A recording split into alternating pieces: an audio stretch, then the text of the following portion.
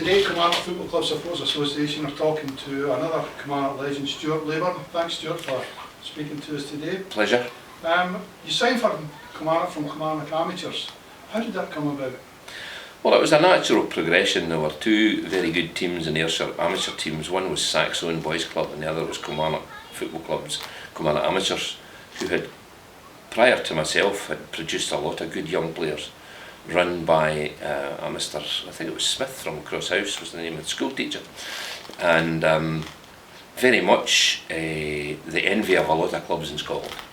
Yeah. So I came through that system, and the natural progression was to sign with Kilmarnock if that was your want and if they wanted you. Yeah. And you were farmed out to Truden Juniors for a year? Yes, Willie Waddle had a great belief that amateurs or boys of 16, 17 needed to have maybe a wee bit of the rough edges knocked off. Truden Juniors had a couple of things in their favour. They were very close to Kilmarnock Football Club and had a very good playing surface. And there were three of us signed that season with Truden Juniors for a season. A boy called Billy Smith, Bobby Alexander and myself. Excellent. Good stuff. So I'll come back to 1965 later on because that's what we're talking about this week. You then left Kilmarnock and went to Airdrie, am I right? Yes. And you were there a year and you got a bad injury. I got a groin injury, which today probably they could have operated on, but in these days they didn't have the techniques to do that, and it was not a death sentence, that's too dramatic, but it meant an end to my professional football career, ostensibly. Yeah, that's unfortunate.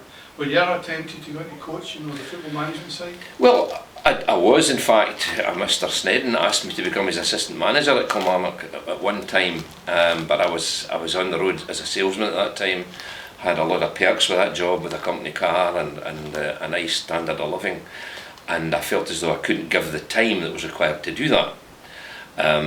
However, I got involved when I stopped with the Kilmarnock Reserves.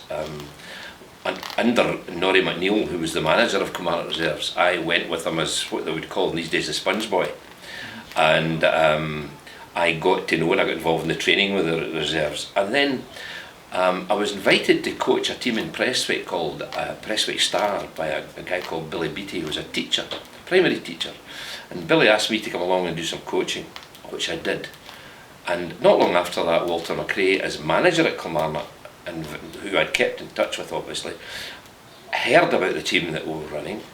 Obviously I had a wee look at it and thought it was worth developing, and he asked me to bring them to Kilmarnock Football Club. He would support us financially. We would call it Kilmarnock Star, and that was how that was born. And we went on to win the Easter Craigs Youth Tournament, which in Glasgow was one of the most prestigious in Britain at that time. Chelsea, Arsenal, I'm not sure about Man United, but a lot of the big clubs in down south sent their youth teams up there, and we won that. Right. I believe Leeds wanted you at one point, is that correct? Yes, as playing with Kilmarnock Amateurs, I was approached by a chap from Paisley who was a well-known scout for Leeds.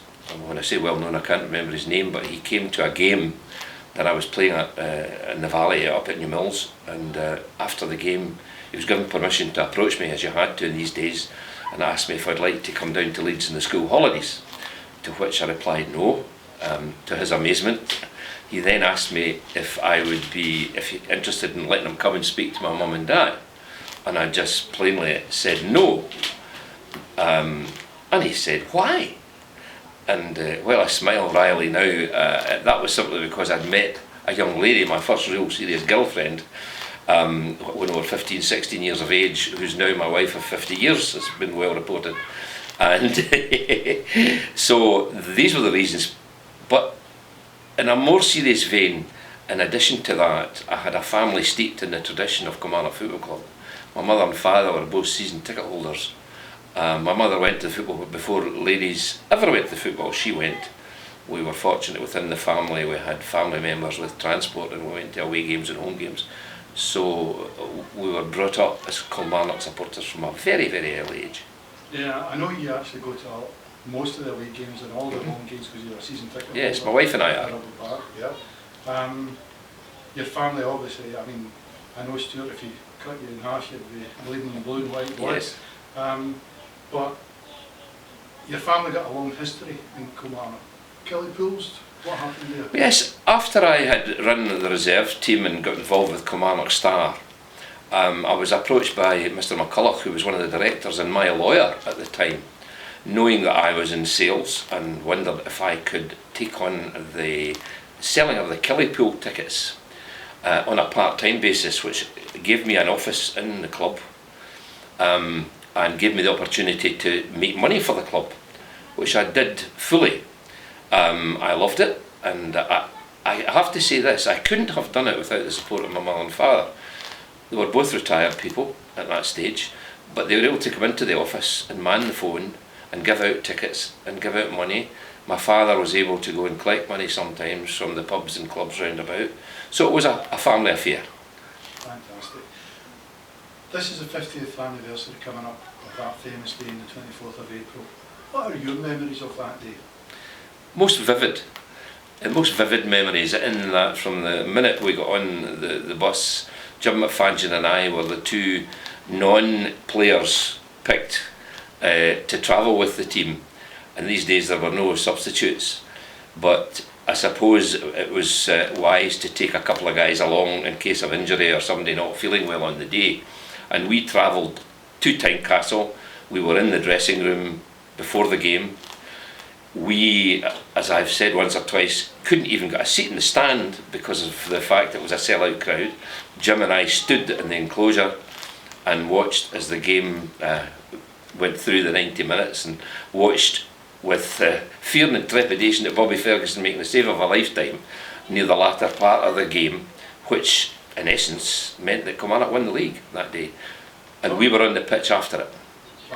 So you did actually get on the pitch? We got on the pitch, but we got on the pitch after the final whistle, and we were in the dressing room. We accompanied the team back to Glasgow to the Ivy for a meal, and back to Rugby Park, where we were entertained by the directors, and we were asked if any of us wanted to invite our girlfriends or wives. I got someone to go and pick my wife up, and Mr. David Snedden Senior, he went away to get his wife and came back, and had difficulty getting back in the ground.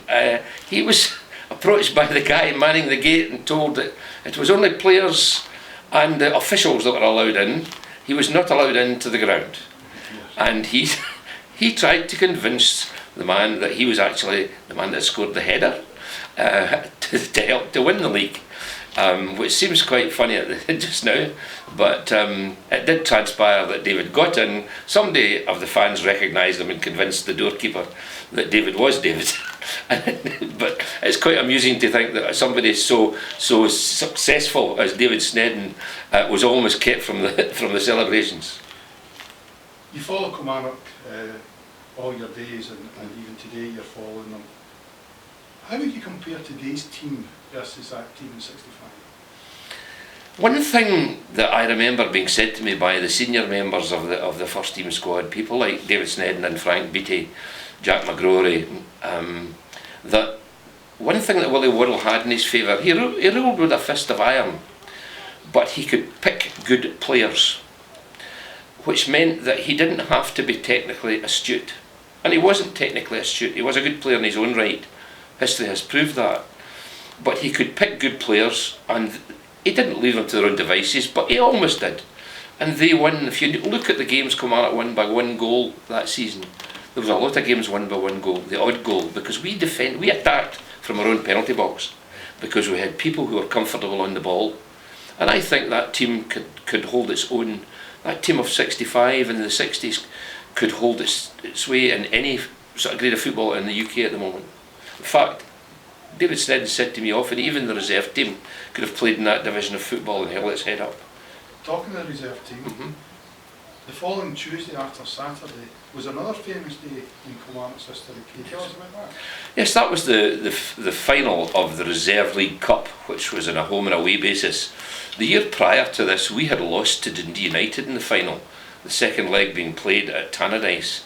However, this year, as if written as a fairy tale, the Tuesday following after the Saturday, we beat Dundee United and we won the Reserve Cup as well.